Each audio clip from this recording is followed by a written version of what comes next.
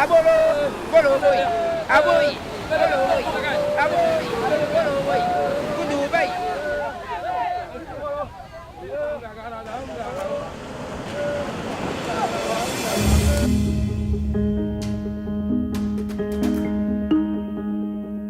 Situé dans deux pays ouest-africains, le Bénin et le Togo, le delta du Mono forme une diversité d'écosystèmes uniques comprenant mangroves, forêts, lacs et mares.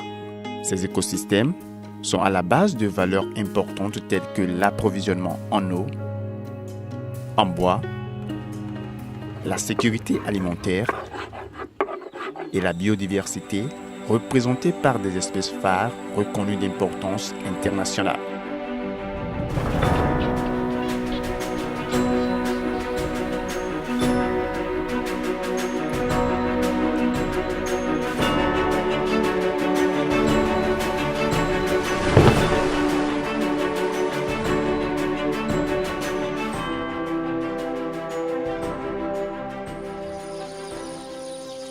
L'état de la conservation des ressources naturelles est préoccupant. Au lac Toro, par exemple, les populations riveraines qui vivent majoritairement de la pêche utilisent des filets de trop petite maille. Ceci cause une diminution du stock de poissons adultes qui constitue pourtant une importante base de subsistance aux populations. La zone est déjà très peuplée et la population va encore augmenter. De plus, ces populations pauvres utilisent les ressources naturelles pour leur survie. Au Togo comme au Bénin, l'expansion des terres agricoles, l'extraction abusive des ressources naturelles et le non-respect des règles de gestion traditionnelles menacent la biodiversité de la région et la sécurité alimentaire des près de 900 000 riverains du fleuve Mono. Pour faire face à cette situation, le gouvernement du Bénin et du Togo ont uni leurs forces pour mettre en place une réserve de biosphère transfrontière.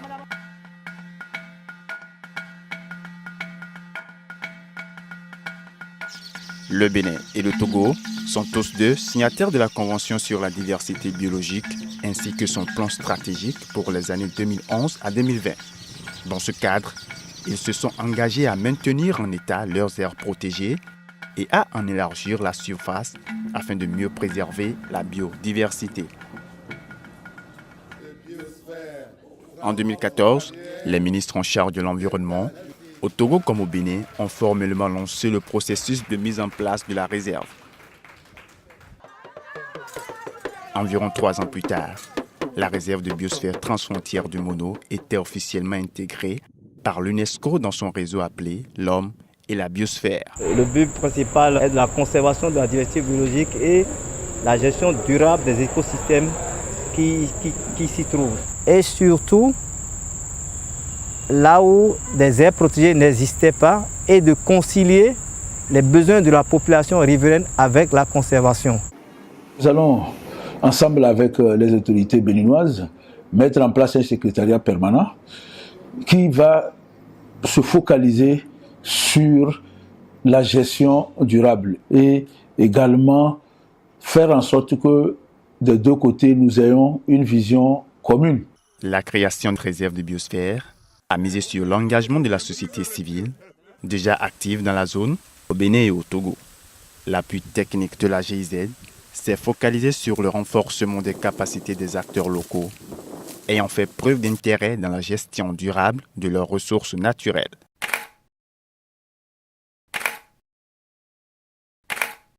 Le projet appuie la population locale à se structurer et avoir le mandat légal pour la gestion de leurs propres ressources. Les sites de la réserve de biosphère s'étendent sur les 2 rives du fleuve Mono. Au Bénin, la Bouche du Roi, la forêt de Naglanou, les zones humides du lac Toro et Adjamé.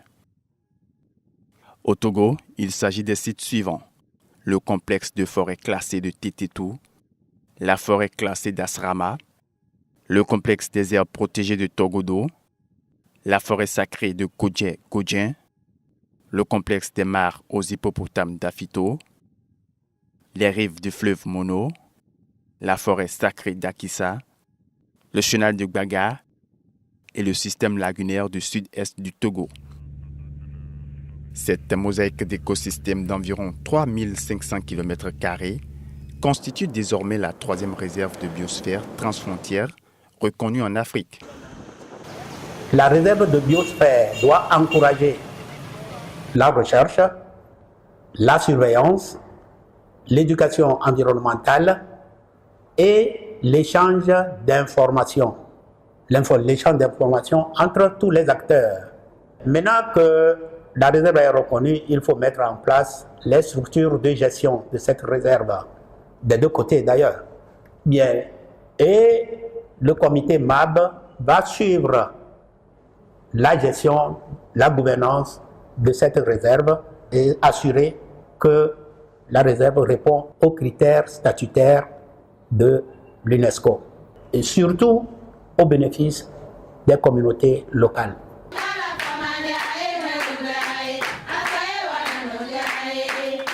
La réserve de biosphère transfrontière du Mono est gérée par les communautés à la base, appuyées par des ONG locales.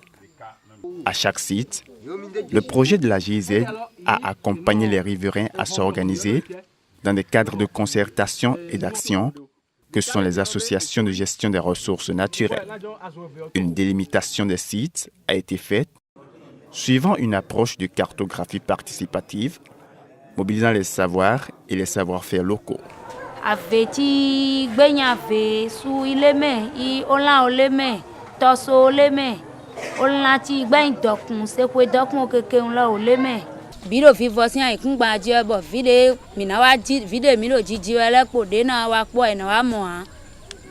La création de la carte de vocation a ensuite permis de faire le zonage de chaque site en définissant quelles activités humaines peuvent être pratiquées à quel endroit.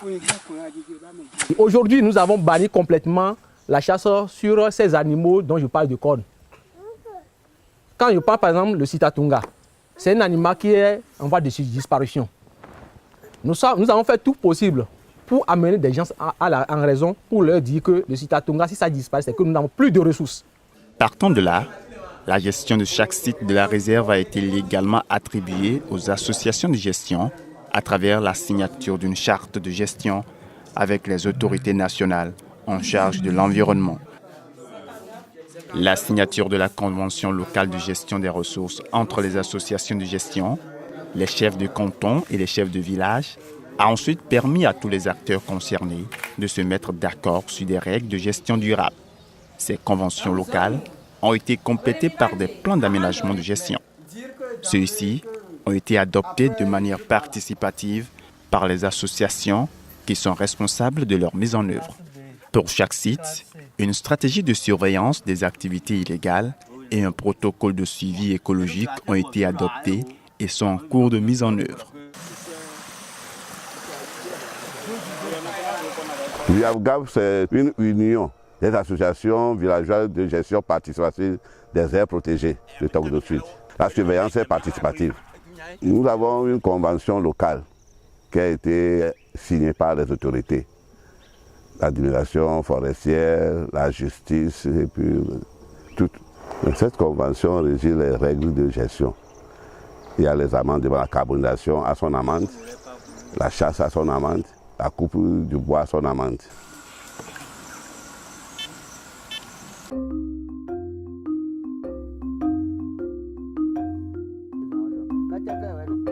La gestion de la réserve de biosphère est conforme aux aspirations des populations et intègre leurs savoirs et traditions.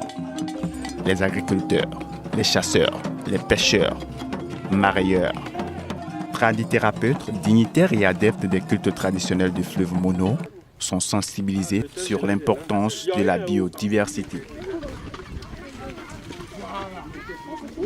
Pour les sites de la réserve de biosphère situés proches du littoral, le développement de l'écotourisme pourrait aussi contribuer au coût de gestion.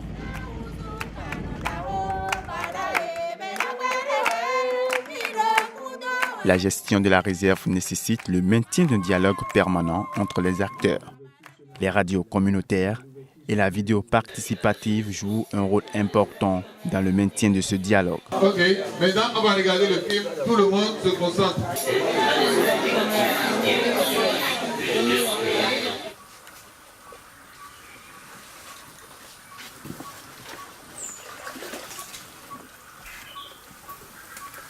La réserve de biosphère transfrontière du Mono permet aux collectivités de mieux bénéficier des services fournis par la nature, tout en sauvegardant leurs valeurs naturelles et culturelles de leur région. Pour gérer la réserve de biosphère durablement, la coopération de l'ensemble des acteurs est essentielle. Les décideurs, les chercheurs, les ONG locales et bien sûr les villageois sont tous invités à s'engager activement dans la gestion de la réserve de biosphère transfrontière du Mono.